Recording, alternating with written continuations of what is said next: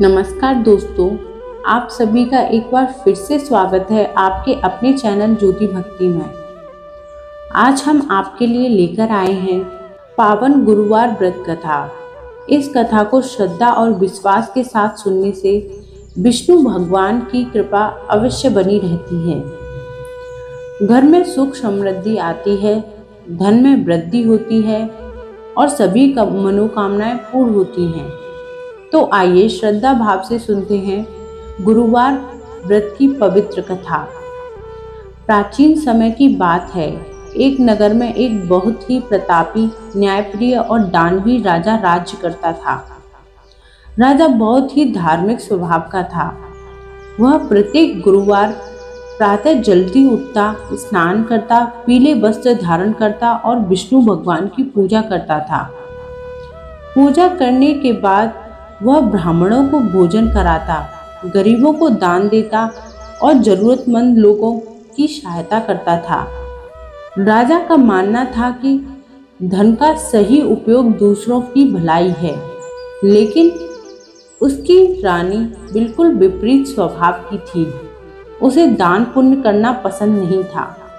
वह अक्सर राजा से कहती, महाराज, आप व्यर्थ में इतना धन दान कर देते हैं। यदि यही धन महल के लिए बचा लिया जाए तो हमारा भविष्य सुरक्षित रहेगा। राजा मुस्कुराते बोले, रानी, दान किया हुआ धन कभी व्यर्थ नहीं जाता, इससे ईश्वर प्रसन्न होते हैं। लेकिन रानी राजा की बात नहीं समझती थी। एक दिन राजा शिकार खेलने के लिए जंगल चले गए।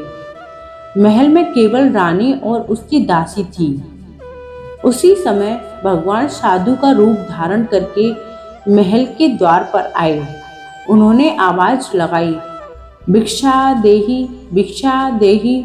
रानी बाहर आई और बोली, क्या चाहिए आपको? साधु बोले, हे देवी, कुछ भिक्षा प्रदान करें। रानी क्रोधित होकर बोली, मैं इस दान पुण्य से बहुत परेशान हो चुकी हूँ।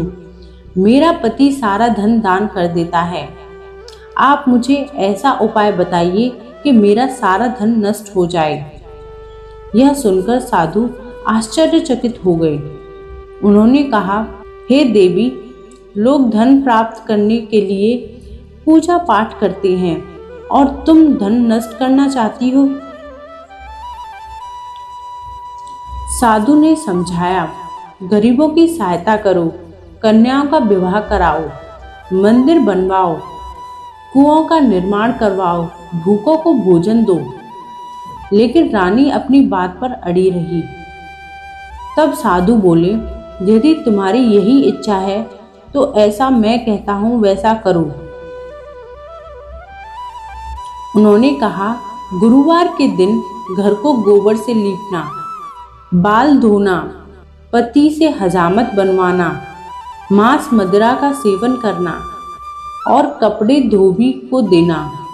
लगातार 7 गुरुवार ऐसा करने से तुम्हारा सारा धन नष्ट हो जाएगा। इतना कहकर साधु अंतर्ध्यान हो गए। रानी ने वैसा ही किया। लगातार 3 गुरुवार बीतते ही महल की सारी धन संपत्ति समाप्त हो गई। सोना चांदी बिक गया, नौकर चाकर चले गए, महल सूना हो गया। राजा बहुत ही दुखी हुए। उन्होंने रानी से कहा, अब मैं दूसरे नगर जा रहा हूँ, क्योंकि यहाँ लोग मुझे पहचानते हैं। मैं यहाँ छोटा काम नहीं कर सकता। इतना कहकर राजा परदेश चला गया। वह जंगल से लकड़ियाँ काटकर बेचने लगा और उसी से अपना जीवन चलाने लगा। इधर रानी और उसकी दासी अत्यंत गरीबी में जीवन बिताने लगी। एक समय ऐसा आया, उसके घर में खाने के लिए अन्न का एक दाना भी नहीं बचा था।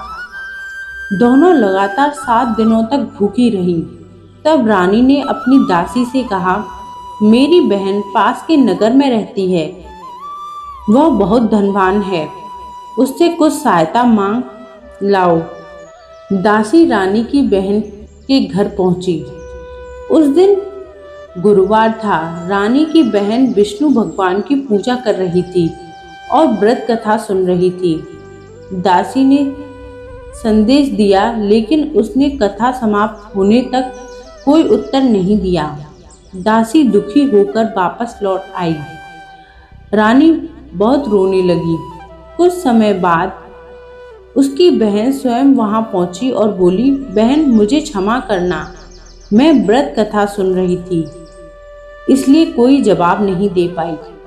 रानी रोते हुए बोली, हम 7 दिनों से भूखे थे, हमारे पास खाने के लिए कुछ भी नहीं है। रानी की बहन ने कहा, भगवान पर विश्वास रखो। उसने दासी से कहा, घर के अंदर जाकर देखो। दासी अंदर गई तो वहां अनाज से भरा हुआ एक घड़ा रखा था। यह देखकर सभी हैरान रह गए। रानी ने अपनी बहन से गुरुवार व्रत की विधि पूछी।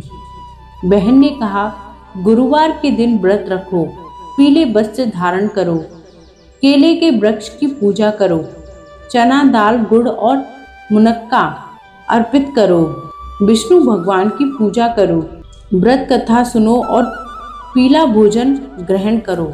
अगले गुरुवार रानी और दासी ने पूरे विधि विधान से व्रत किया। उनकी सच्ची श्रद्धा देखकर भगवान प्रसन्न हुए। उन्होंने एक साधारण व्यक्ति का रूप धारण किया और 2 थालों में स्वादिष्ट पीला भोजन लेकर चले गए। रानी और दासी बहुत प्रसन्न हुई। वे लगातार गुरुवार का व्रत करने लगी। धीरे धीरे उनके घर में फिर से सुख समृद्धि लौट आई। कुछ समय बाद राजा भी वापस लौट आए। उन्होंने देखा कि महल फिर से खुशियों से भर गया है। रानी ने अपनी गलती स्वीकार की और विष्णु भगवान से क्षमा मांगी। उस दिन से राजा और रानी दोनों मिलकर दान पुण्य करने लगे। गरीबों को भोजन कराया जाने लगा। जरूरतमंदों लोगों की सहायता करने लगे। मंदिरों में सेवा होने लगी। धीरे धीरे पूरे राज्य में उनकी कीर्ति फैल गई। भगवान की कृपा से उनका जीवन सुख और शांति में भर गया। जो भी श्रद्धा और विश्वास के साथ गुरुवार का व्रत करता है, उसके जीवन के सभी दुख दूर होते हैं और घर में सुख समृद्धि आती है। बोलिए विष्णु भगवान की जय। अगर आपको यह कथा पसंद आई हो तो हमारे चैनल को सब्सक्राइब करें और वीडियो को लाइक, शेयर, कमेंट करना ना भूलें। धन्यवाद।